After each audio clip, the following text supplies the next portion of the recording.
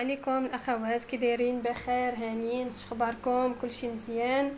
ها فين غبرت عليكم صراحه. مشيت للمجال ديال الخياطه. صافي. عجبني الحال في هذا المجال، ارتحيت فيه، لقيت راحتي فيه. صراحه انا راه مشيت تعلمت في غير في هذا، في المركز ديال التعاون الوطني هو اللي كاين حدانا هنايا. صراحة استفدنا فيه بزاف من اول مرة، يعني ما كنتش كنعرف نخدم في الماكينة، ما كنتش كنعرف نفصل ولا نخيط ولا، يعني استفدنا بزاف د الحوايج. وعاوني هكا اليوتيوب، كنت ندخل هكا نشوف فيديوهات ديال الخياطة، صافي تعمقت فيها، صافي وليت وقتي كلها غير خياطة الخياطة.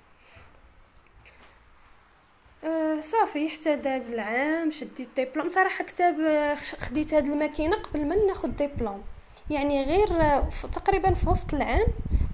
كتاب خديت هاد الماكينه بيكوز. صافي وليت كنمشي كنتعلم وكنجي للدار نطبق، كنمشي وكنفرح ملي كنطلع شي بياسه. بقيت هكا بشويه بشويه، صراحه هكا باش زدت تشجعت ملي خديت الماكينه. صافي غير ما زدت تحمست وتعمقت في هذا المجال. وكتاب خديت ديبلوم في الاخير. صافي وبديت كنخيط هكا العائله، الناس اللي قراب ليا. بديت كنخيط الصراحه، بديت بالبيجامات وهكا شي حاجه ديال البنات الصغار، باش لي البنات صغار. اكثر هي صراحه طلقت يدي في البيجامات الحمد لله. ودابا فتحت المحل في الدار. هاد المحل على قد الحال الحمد لله، مهم كاين في الدار. ايوا هكا خويته من داكشي اللي كان فيه وعمرته انا. دخلت لي اول حاجه غير هاد الماكينه، وبديت كنخيط هكا البيجامات للجيران، هكا كسيوات. الحمد لله بدات ميسره الامور. غير مؤخرا الصراحه ماشي بزاف، غير هاد الشهر اللي فات تقريبا باش بديت. وسبحان الله بديت كنخدم هذا تيسر الله، وخديت هاد الماكينه ديال السورجي. هي مستعمله ولكن صراحه باقا زوينه، فرحت بها بزاف حتى هي سبحان الله قسمها الله. كتابت حتى هي خديتها. صراحه تمحنت، كنت كل مره نمشي لعند الخياطات اي بياسه نمشي ندير السورجي، غاده جايه غاده جايه. ايوا الحمد لله دوزنا ثاني ديك المرحله. ايوا هي كتابت هذه خديتها غير تقريبا غير البارح باش وصلتني.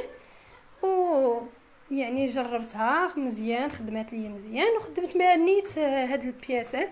هذه اول وحده خدمتها بها صراحه، جاتني زوينه. خدمت بيكوز، خدمت عفوا السورجي، خدمت الماكينه، يعني قريب داكشي، ما مشيت تمحنت ما خرجت ما والو.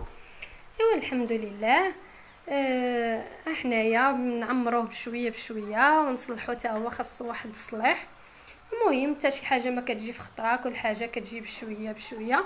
المهم هو يكون عندك واحد الهدف قدامك باغا توصلي ليه. يعني اي واحد خاصو يكون عنده اهداف، خاصو يكون عنده احلام يحققهم. ولكن حتى شي حاجه ما كتجي بالسهل، ضروري الواحد خاصو يخدم، خاصو يتحرك والكمال والتيسير على الله سبحانه.